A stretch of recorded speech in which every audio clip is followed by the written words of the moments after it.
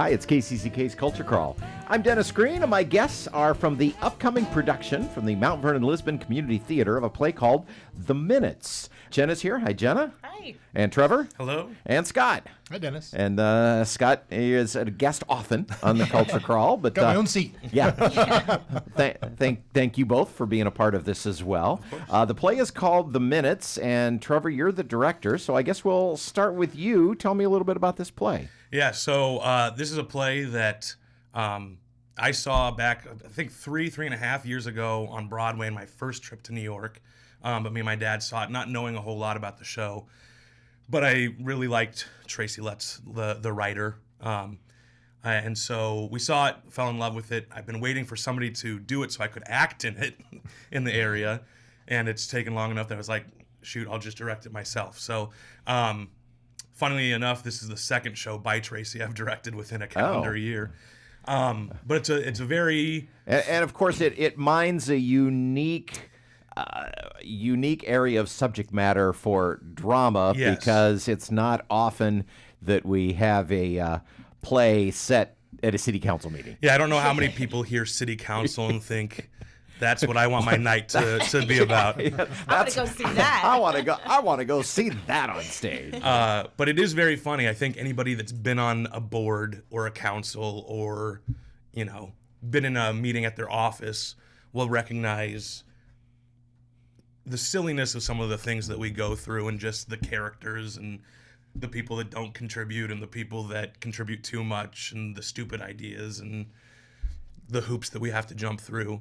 But more importantly, there's kind of this mystery hidden beneath all of that, in that the minutes from the previous meeting aren't present, as well as one of the council members is no longer present. Oh. From the top of the show. And so we have all of this light, fun, weird characterization on top of what's really going on here. And so we get to explore that for about an hour and a half. So, Jenna, tell me about your role. So I play Ms. Johnson. She is the city council clerk, and she is kind of just in charge of keeping track of the minutes, making sure all of, the basic duties are kept up, and takes votes during the meeting on different proposals that the council members propose, and yeah. And hilarity ensues. Yes. And she basically just kind of sits at the back and watches all of it happen. So she's really kind of like an overseer in that way. in some ways, she's almost too serious for the rest of the show. Yes. At one point, I think she says, I'm really good at my job. And she takes things very seriously. Yeah, and she's someone who's kind of hard to connect with in a way. One of the other characters really tries to make some conversation with her, but she's really just like work. Yeah. I've got to take the minutes. Yeah. As Trevor was talking about the underlying secrets that are that eventually evolve, Ms. Johnson is the keeper of those secrets. She is the one who has control over them. And She has a the very interesting part institutional of the memory. show. Yeah. And I'm guessing that these roles are, archetypes that we're going to kind of recognize. And I suspect that you're one of those, Scott. I'm the mayor, Superba. I run the meeting. I know my rules of order. How many mayors have you played on stage in your life, Scott? That is a good question. I don't know if there's really been that many. Oh, really? Yeah, Oh. I think Mayor-like. I'd have to mayor-like. Mayor Yeah. adjacent. Yeah. Yes, but I'd have to think about that one a little bit. So tell me about the mayor. Well, the mayor's very efficient, very businesslike, runs the meeting, keeps things going the way that he wants them to go, but he is also, while the city clerk is the keeper of the secrets, he's the one who's directing them to be hidden, we find out. Maybe giving too much away there, but... My wife has already figured this out as she's helped me with lines. There's a point at which we've stopped and she hasn't read any further. She's already figured out a lot of this. Trevor, you said that you saw this on Broadway and were really enamored of the piece. What was it that attracted you to it?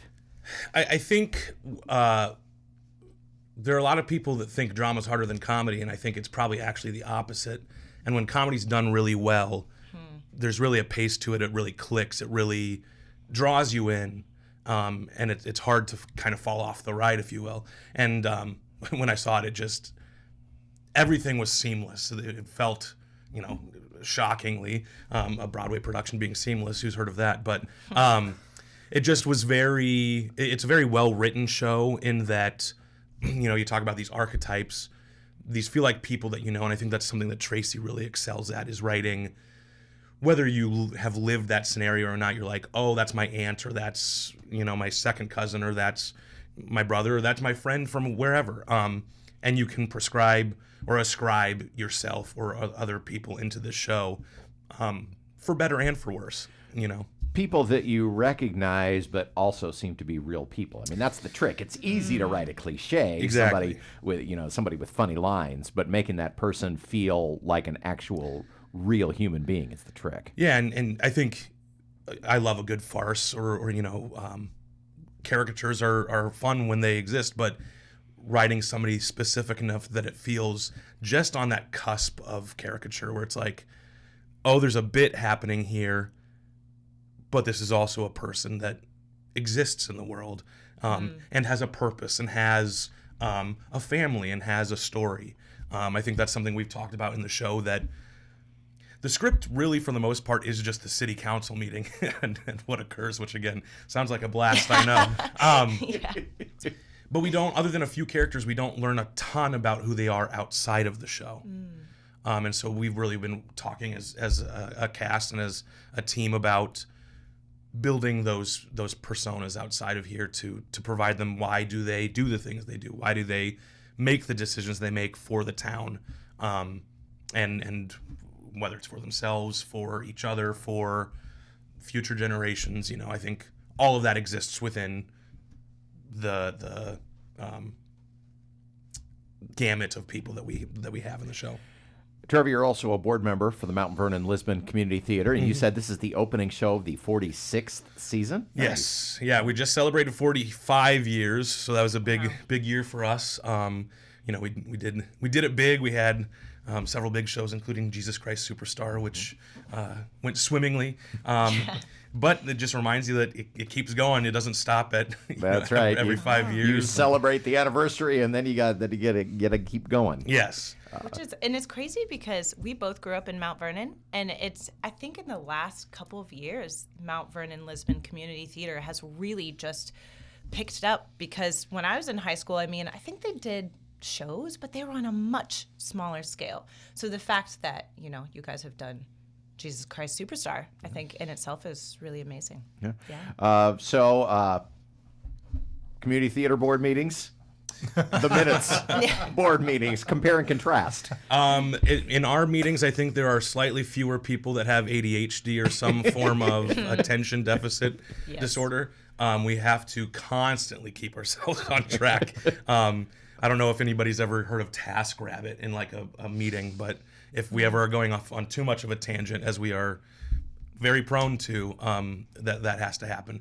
I think also, certainly as artists, we all have our different perspectives or different kinds of things that we like to do, but we are all, I think, closer to one of the same mind, or same kind of, not all cut from the same cloth, but in a similar vein. Whereas at the city council meeting, you have a sheriff, and you have a new guy in town, and you have elected officials, all kind of with their own agendas. Exactly. Yeah.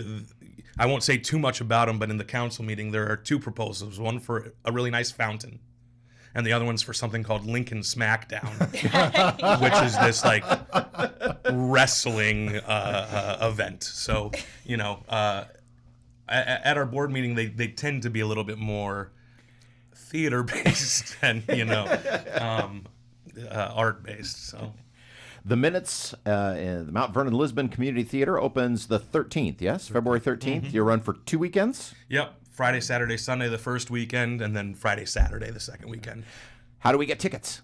You can get tickets at the door if you would like to just show up and buy one there, but you can also get tickets at mvlct.com. Also important to note, we will have an ASL performance on the 20th.